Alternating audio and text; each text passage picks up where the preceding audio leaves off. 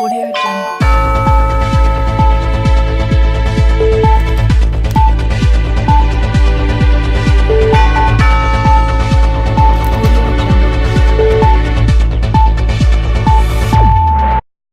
Hey, and welcome to our first episode. We're talking here about politics, yo. I mean, a black man talking about politics. I mean, Charles of it. I mean, he's not robbing anybody. No, he's not stabbing anybody. Oh my God, he's not robbing anybody. No, seriously, Charles, he's a black man talking about politics. Oh my gosh, surely not. In what world, Charles? No. He's black. He must be a gangbanger. He must be a gangbanger. Partner ting. I'm talking about politics, free boy. It's little black bug. Hey, and we're talking about Brexit, okay? Brexit simply is two words mixed together, okay? It is Britain and exit put together. Somebody thought they were so sick, they put those two words together and made a new word. I don't know, what's that? What do they call that in English? It's like a coinage or coinage. Or no, nomenclature is different. Something they coined. It's a coined word. They put it together. They made it together. You know what I mean? Took one word, took another word, put it together, and it became Brexit. You get me? So now, Brexit happened in 2016, June 23rd. Now, it's very important because have you started to notice a lot of political things happen around about May and June? It's just kind of crazy. I don't know if you noticed that. I don't know. Maybe it's a British thing. Maybe this, the sun kind of gasses them man up a little bit. I don't know. But hey, cool. So we left in 2016, June 23rd. But have you noticed, before we exited Britain, when did you ever hear a vote about UK, about EU? When did you hear them ever give us an offer to ever lead the EU? We were never invited to. Let me tell you something. When these politicians feel like doing something, that's when they bring us in. Yeah? Because before that, when we joined in 1973, there was a referendum in 1973. There was a vote on it.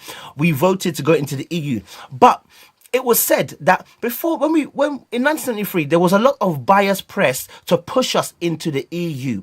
And the reason why there was a lot of biased press, because apparently the market for Britain was failing. And because it was failing, they needed a way to get in. They needed a way to get into the EU market in order to boost their economy. Because everything about politics is about money. Follow the money, you will get the truth, as one Dutch banker who exposed everything said. I'll put a link down below. That guy, he just leveled things. Anyway, cool. So what happened is 1973, UK joined the EU after trying, I think, 2 times and were unsuccessful because the French just didn't like England. Like, they just didn't like England. I think it's because when England tried to cook some of the French food, they don't do it right, and we call it French fry and anything. They don't even take. Okay, I'm chatting doo-doo. Allow it, man. The French just don't like us, man. Okay, they don't like UK. It's simple. And I think his name was De Gaulle or whatever. He didn't like UK, and so he didn't want UK to join because he thought UK had some political ties with USA. Okay, and he didn't want it to be that. He wanted it to be a select few. It was France, it was Netherlands, it was Germany, and there was Luxembourg, I believe, also in there, who were the original. There was 6 of them actually originally. Italy as well, who were originally in there, and then they invited other countries into it. Okay, so England joined in 1973 after a referendum which was slightly biased to get us into the EU. Okay,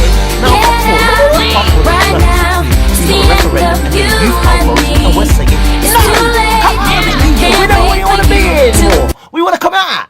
And the funny thing was, Conservatives, David Cameron, bless his heart, all right, he thought that when he put on this EU referendum, we would vote to stay in. Unfortunately, we voted to stay out. And he already said, if we are coming out, he's leaving. And what did David Cameron do? True to his word. Man to his word, rude boy. Man left. And that's how we got Theresa May. And I don't know, she's like a Margaret Thatcher shadow. Okay, because I can't even say she's Margaret Thatcher. She ain't all the way there, but I say she's like a shadow because she's like kind of like her, but not her. Do you know what I mean, Matt? So we have Theresa May, and in doing so, UK has also triggered Article 50, which is basically the get out clause. Okay, the get out, like we gone. You have to imagine, okay, that when England had UK had said to the EU that, hey, listen, guys, we're triggering Article 50. We want to leave. They went nuts. They now said, listen, if you're gonna leave, we're gonna put this amount of money on you. You have to pay this amount of money. It's mad. Why do you have to pay money to leave this? Is it a gang?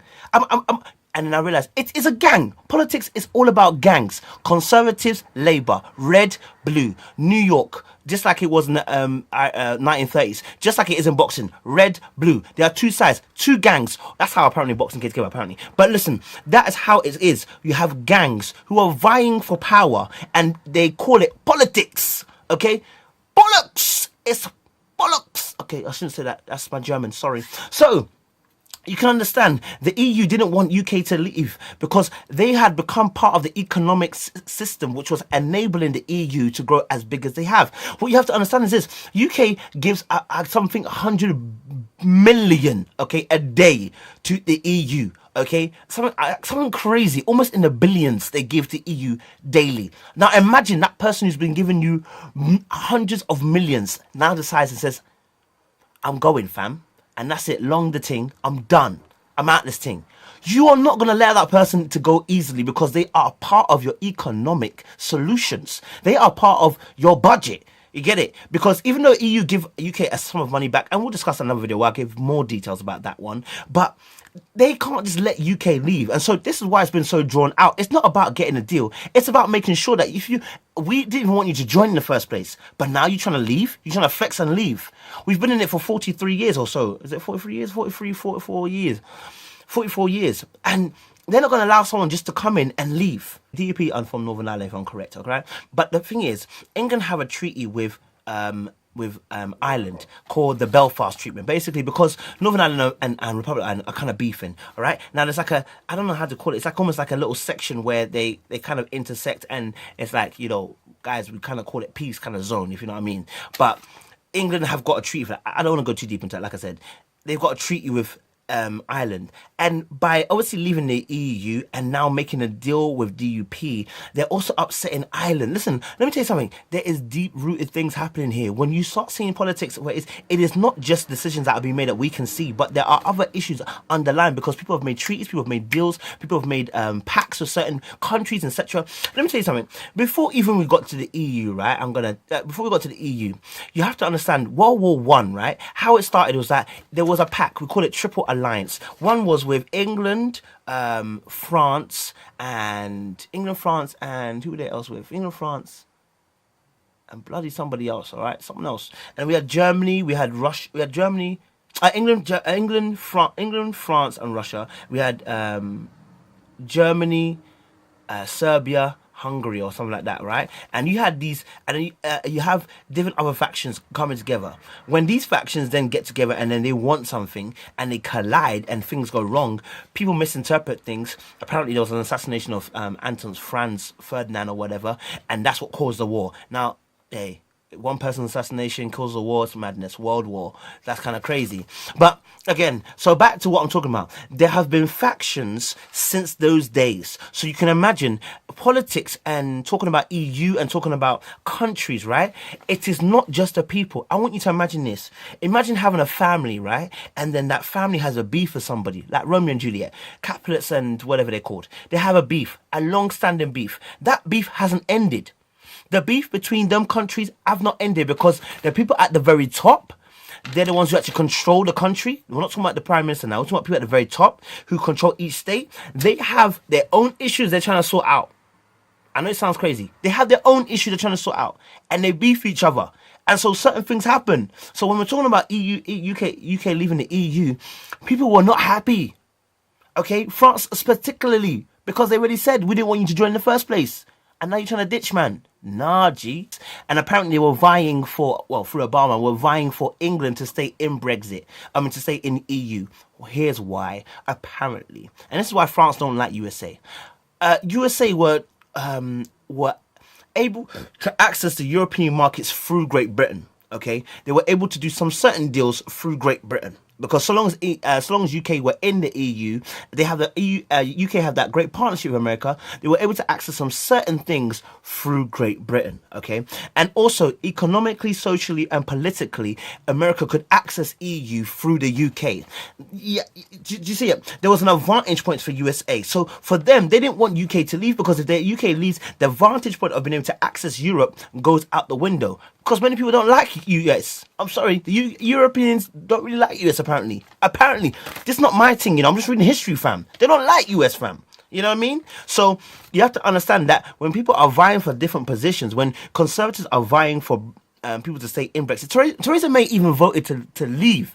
So she's vexed that she has to stay in position, but she will do anything to stay in power, because as long as her party's in power, as long as her gang's in power, she can still push through certain laws and certain policies. That's what the Queen's speech was all about. That's another video. That's what the Queen's speech was about. So she made sure she put some certain few policies through, and the reason why she needed to stay in power is so that she can push those policies through. So she has to grab DUP. And so when she got DUP, she can get a majority going, and then she can push she can co-conspire with DUP and say, listen, these particular policies, I will leave them alone, but these particular policies, push them through. And because they got a majority now, they can push certain policies through. That's why it was so key for Theresa May to actually get the DUP on board. But listen, that's another video. Here we're talking about Brexit, and I'm going to end on this. Was it right for UK to leave Brexit? Well, the amount of money UK was spilling and spending, research it yourself. I'll put videos links down below. Was absolutely mad. Did it benefit us in the long run? Well, England didn't particularly economically grow as they thought they would, because actually when they joined in 1973, the market had now begun to slow. So before that, predating that, when they started in 1950, I think it's around about that time, EU was growing and booming. But when they joined in 1973, it slowed down. And England, since 1973, have not fully benefited in that sense. They've got some laws which are we can say very good. Got some policies which we may say very good, but they have suffered agricultural wise. They have suffered through their sea territories, where they've allowed other countries come and fish in their seas, and have drastically taken down the population of fish. They've allowed EU to influence some of their laws and policies, and we've had to consult Brussels and Strasbourg before they can actually do certain things. Has that been a benefit to UK? I don't know personally. I'm not here to tell you yay or nay. I'm just here to report the facts and the information. So listen, are you mad? Are you lean? We signing out. Appreciate you.